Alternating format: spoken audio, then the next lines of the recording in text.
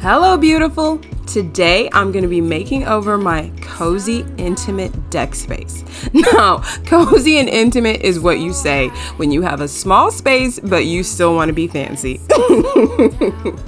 I know I'm not the only one with a very cozy, intimate deck space. So today I'm going to show you how I turn my small deck into a magical retreat.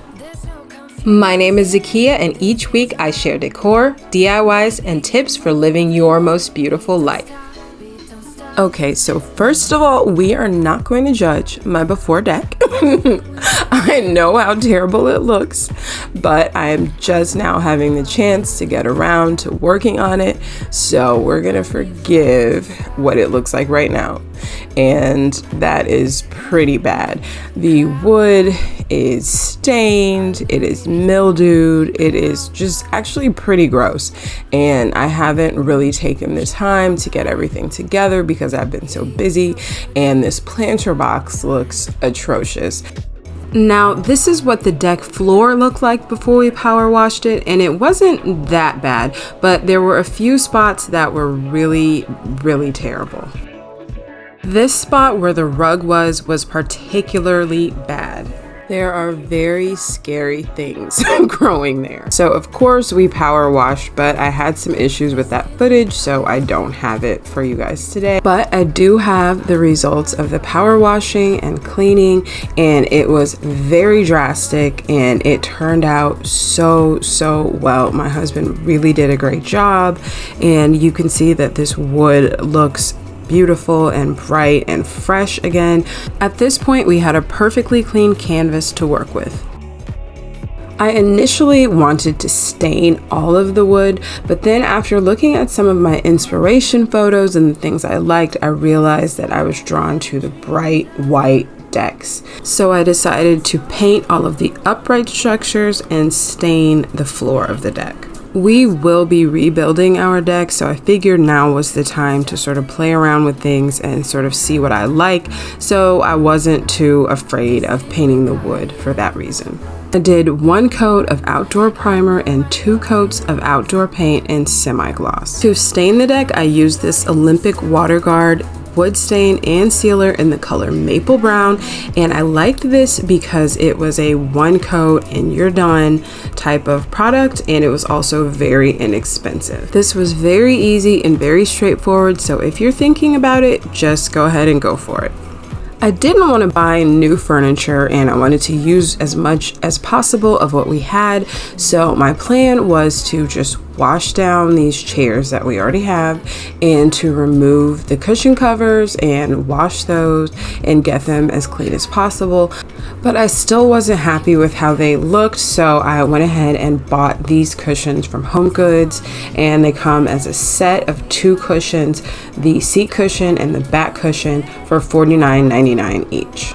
So then I got started on washing down this table and these 2 chairs, and I gave them a fresh coat of spray paint and got started on the planter box. This planter needed a really good wash.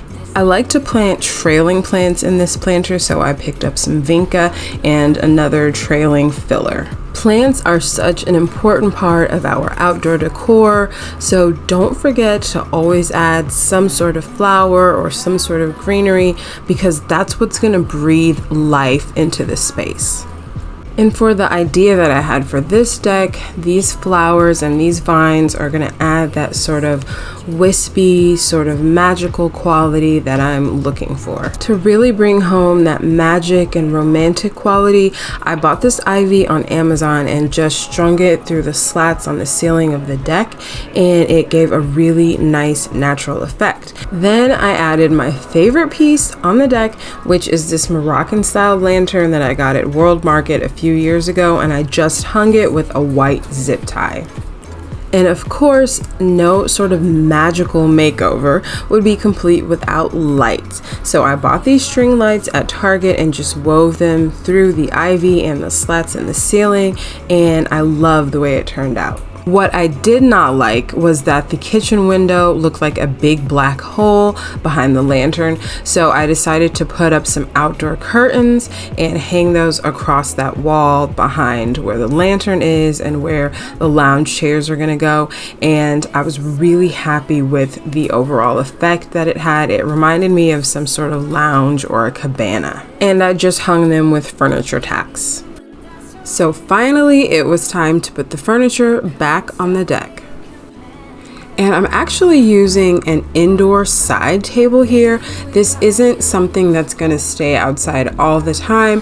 I just had a hard time finding a table that I liked for this area. So I figured, why not use something from inside? And as long as it doesn't rain, it will be fine in that spot. And you can also bring out inside furniture for special events. If you're having people over, it's okay to bring out an inside table or an inside chair. Just be careful to know if it's going to rain or not, or what the weather's going to be like, and if you need to bring it back inside. These taller candles here are actually indoor candles, and they could stay outside, but the two shorter candles are just indoor candles, so I will be taking those back inside. These pillows are such a beautiful blue color. They make me think of the ocean or the sea, and just creates a really soothing mood on the deck.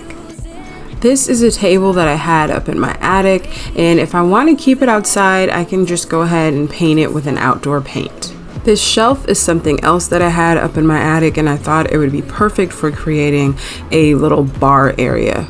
Now you can put whatever you want to put on your bar area, and you could use any sort of table or shelf or cabinet, something small enough to be able to move in and out if you need to do that. Or once again, you could always paint your shelf with outdoor paint. If you happen to find yourself all dressed up with nowhere to go, staying at home can be just as great as going out. So I'm going to show you 2 different ways to style this deck for a magical celebration. And coincidentally, we are celebrating passing 1,000 subscribers here on the YouTube channel. So, woo! So if you're already a member of the family and you've already subscribed, go ahead and pat yourself on the back, give yourself a little hug. And if you haven't subscribed yet, I'm not exactly sure what you're waiting for. But no, in all seriousness, I am so thankful for every single one of you, whether you are subscribed or not, whether you ever subscribe or not. There are over 37 million channels on YouTube. So the fact that you decided to be here watching this video, listening to what I have to say, and sharing your thoughts and ideas and opinions with me is something that I am so grateful for. Thank you, thank you, thank you. When we take the time to create beautiful spaces in our homes, it's much more than just a superficial act. It is an act of love. It's an act of love towards yourself, and it is an act of love towards those who you invite into your space. You can create a place of solitude and peace, or you can create a place of gathering and celebration. Just remember that your space can be whatever you're willing to make it. So I hope that you make it beautiful. Thanks for being here. Until next time.